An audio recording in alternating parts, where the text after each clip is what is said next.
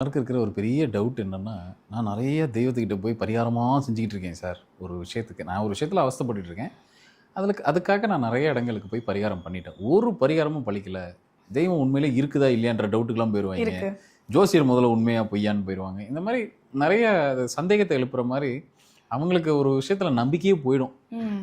இது காரணம் என்னன்னா, இத எப்படி பார்க்கணும் அப்படின்னா, உங்களுக்கு அவங்க குடுத்த பரிகாரம் பலிக்கல. யார் குடுத்த பரிகாரமும் பலிக்கல அப்படின்னா, நீங்க என்ன புரிஞ்சுக்கணும்னா, ஒண்ணு நீங்க போய் செஞ்ச நேரம் ஒரு தவறான நேரமா இருக்கும். பெரும்பாலும் பண்ற தப்பு என்ன அப்படின்னா, ஒரு ஜோதிடர் ஒரு விஷயத்துக்காக, இல்ல ஒரு தோஷத்துக்காக ஒரு பரிகாரம் குடுக்குறாரு அப்படின்னா, நீங்க செஞ்ச நேரம் தவறான ஒரு நேரமா இருக்கும். ம். நீங்க போய் அந்த இயக்குன டைம் கொஞ்சம் தவறான டைமா இருக்கும். பரிகாரம் அப்படிலாம் பார்த்து போய் செய்யணுமா அப்படின்னா, அதுக்கு தான் ஒரு ஜோதிடர் தேவை. ஒரு பரிகாரத்த நீங்களே தெரிஞ்சுக்கலாம். நீங்களே செல்ஃபா பண்ணலாம். என்னைக்கு ஒரு ஜோதிடரோட ரோல் அங்க உள்ள வரப்போகுது அப்படின்னா, அது சரியான லக்னமோ, சரியான திதியோ, நாள், யோகம் இதெல்லாம் பார்த்து சொல்றதுக்கு தான் ஒரு ஜோதிடர் தேவை.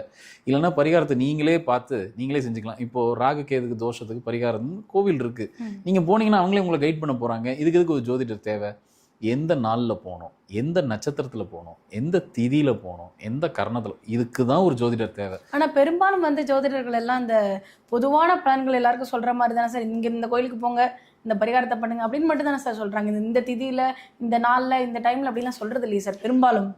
ரைட். அவர் சொல்றது ஒரு பொதுவான ஒரு கருத்துன்னு வச்சுக்கிறோம். இந்த விஷயத்துக்கு இதுலேருந்து விடுபடுறதுக்கு இந்த பரிகாரம் செய்யுங்க. இப்போ என்னோட ஷர்ட் சைஸ் என்னன்னு எனக்கு தானே தெரியும். ஆமா. அப்போ நான் அதை சரியான ஒரு ஆலோசனை வாங்கிட்டு அதுக்கப்புறம் போய் பண்ணும்போது தான் அது பலிதமுக்கு உண்டான வேலையில செய்யும். ம். நான் அவங்களுக்கு சொல்லிட்டாங்க அப்படின்னு பொதுவான ஒரு கருத்தை எடுத்துகிட்டு போயிட்டு நான் எப்படி பண்ண முடியும்?